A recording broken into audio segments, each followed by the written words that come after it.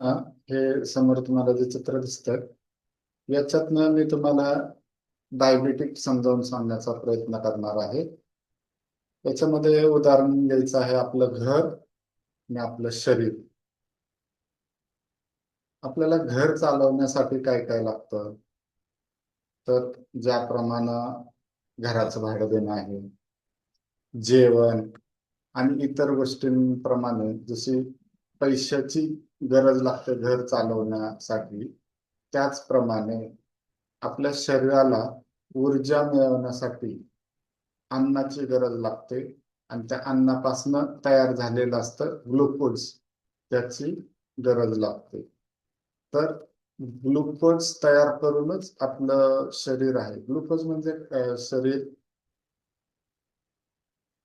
Glucose तयार करूनच आपलं शरीर सर्व कामं करतं. मग हे ग्लुकोज म्हणजे काय, तर शरीराला लागणारी ऊर्जा, करन्सी.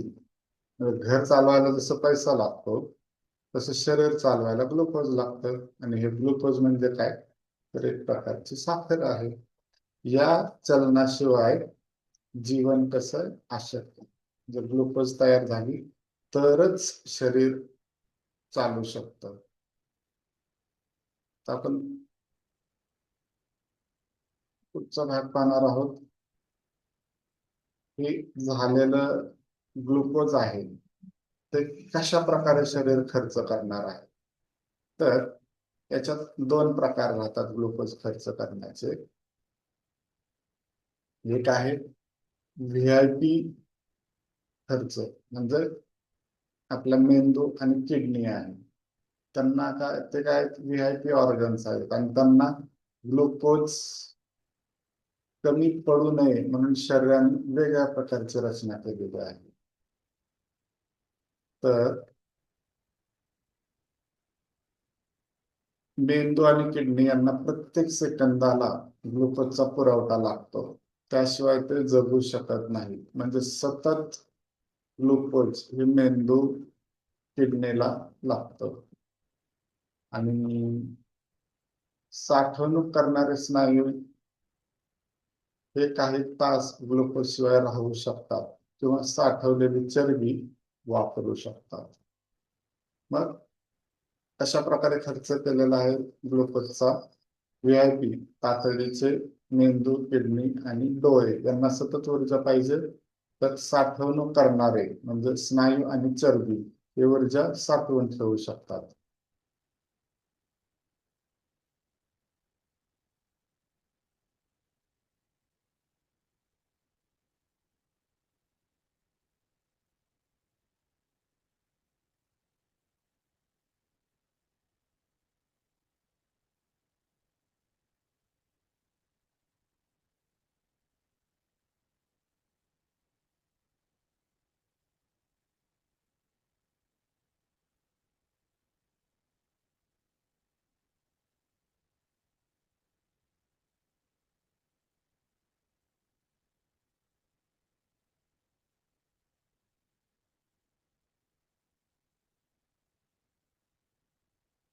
निसर्गाची हुशार रचना, कुलूप, लॉक. मेंदूला सतत इंधन मिळावे म्हणून निसर्गाने स्नायूंच्या पेशींवर कुलूप लावले आहे.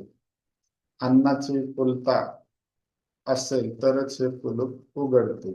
आता हे जे पिक्चर आहे याच्यामध्ये हे जे हा दरवाजा दाखवलेला आहे आणि हे गोल गोल जे आहे हे काय, तर ग्लुकोज आहे.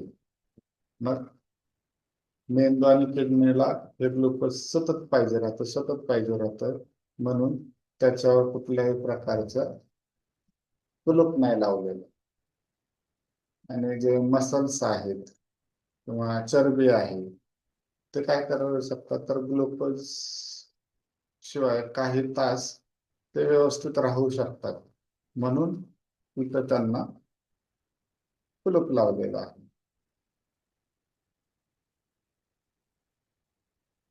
इन्सुलिन ही चावी आहे. जेव्हा आपण जेवतो तेव्हा पॅनक्रियाज इन्सुलिन तयार करतं, म्हणजे चाव्या तयार करतं. ही चावी स्नायूंच्या पेशींचे कुलूप उघडते आणि ग्लुकोजला आत जाण्यास परवानगी देते.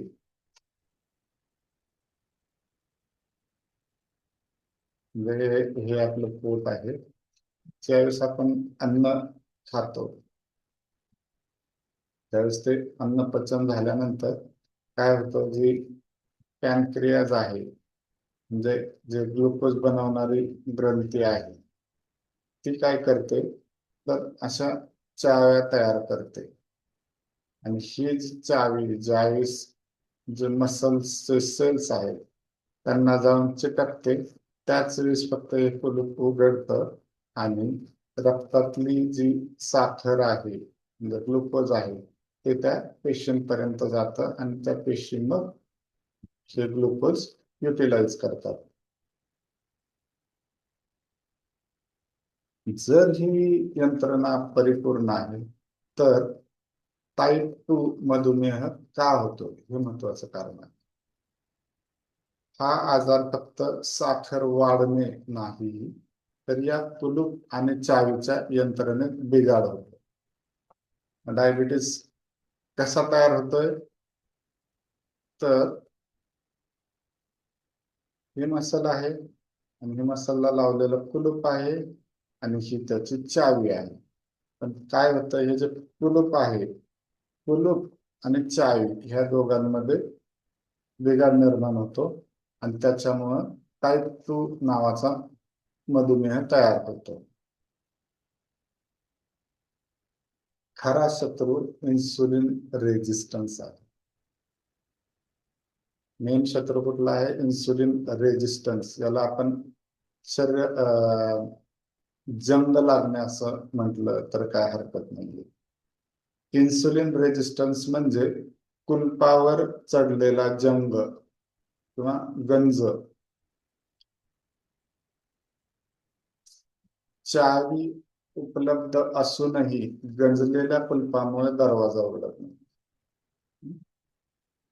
चाव्या व्यवस्थित आहेत सगळ्या, पण कुलूपच गंजलेला आहे म्हणजे इन्सुलिन रेजिस्टन्सच तिथं तयार झालेला आहे. तर मग त्यावेळेस चावीचाही काय उपयोग होत नाही आणि कुलपाचाही उपयोग होत नाही, कारण हे कुलूप उघडलंच जात नाही. हे कुलूप जर उघडलंच नाही तर मग इन्शुलिन जे आहे ते कामही व्यवस्थित करत नाही आणि मग जे ग्लुकोज तयार झालेलं आहे ते पेशींपर्यंत पोचतच नाही. त्याच्यामुळे ते ग्लुकोजचं युटिलायझेशन होतच नाही आणि ते ग्लुकोज तसंच रक्तामध्ये पडून राहतं. हे रक्तामध्ये पडून राहिलेलं ग्लुकोज म्हणजेच टाईप 2 डायबिटीज.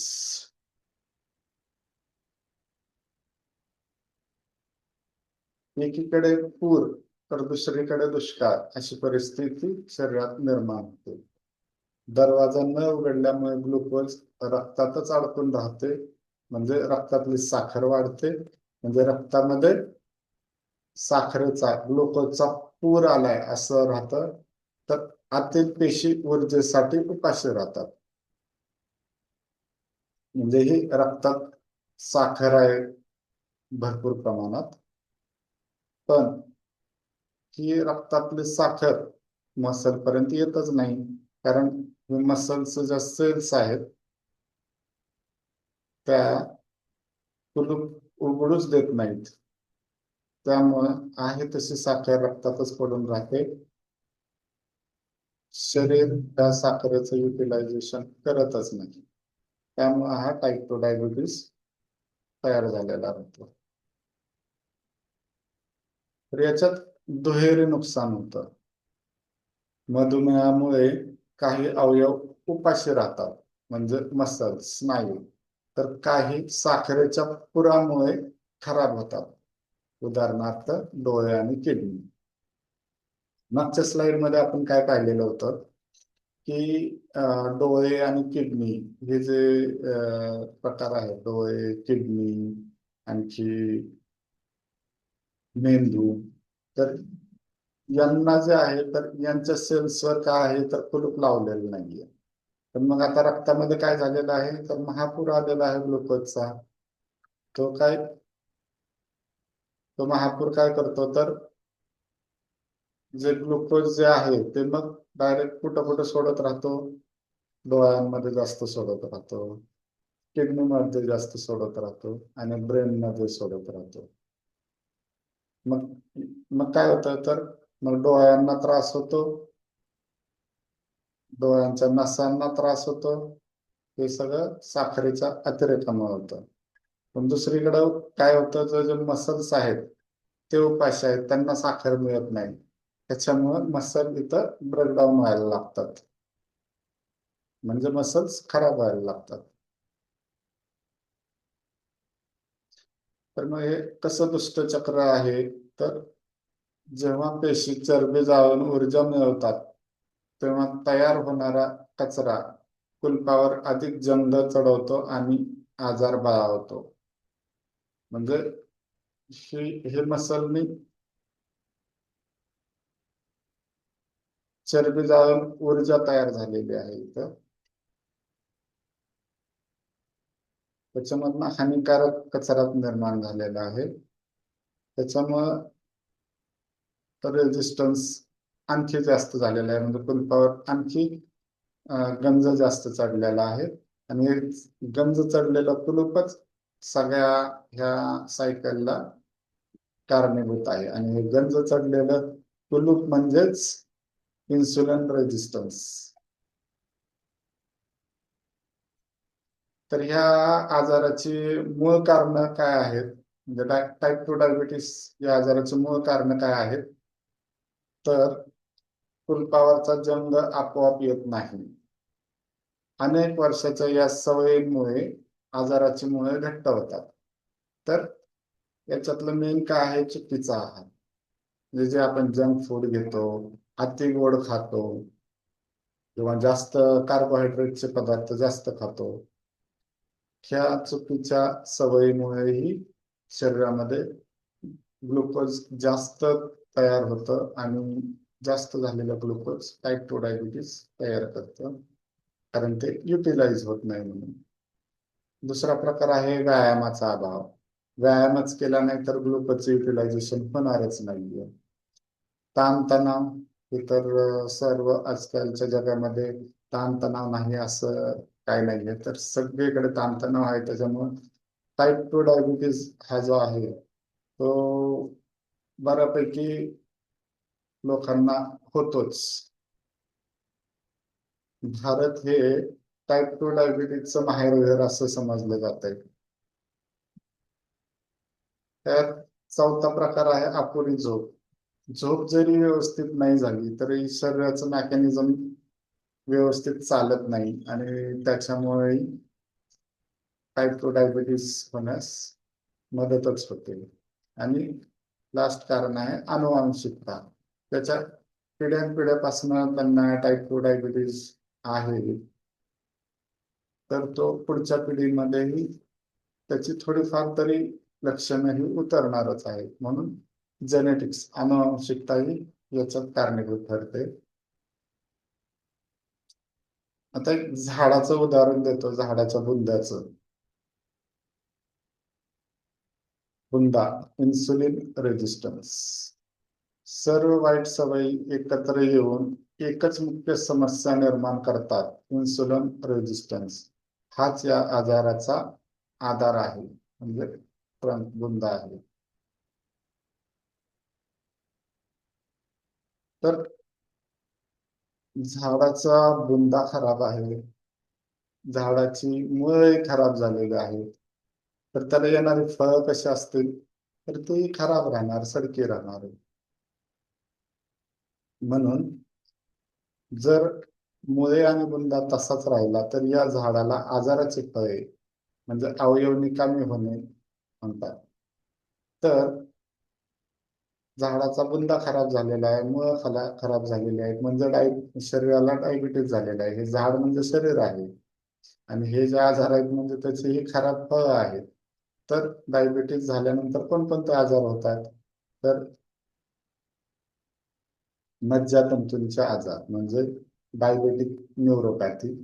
दुसरा आहे किडनीचे आजार म्हणजे मूत्रपिंडाचे आजार, नेफ्रोपॅथी. डायबेटिक नेफ्रोपॅथी. तिसरा आहे डोळ्याशी रिलेटेड, नेत्ररोगाशी रिलेटेड डायबेटिक रेटायनोपॅथी. मग त्याच्यामुळे काय काय आणखी होत आहे, तर अर्धांगवायू, स्ट्रोक, पॅरालिसिसही होऊ शकतो किंवा हार्ट अटॅक येण्याचे चान्सेस बऱ्याच प्रमाणात डायबिटीज मध्ये वाढतात.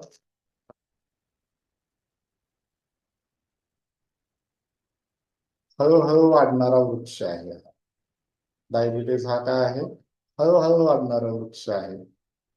त्याच्यामुळे याला आपण प्रतिबंध करू शकतो. हे नुकसान काही दिवसात होत नाही, त्याला अनेक वर्ष लागतात. त्यामुळेच आपल्याला हे रोखण्यासाठी वेळ मिळतो.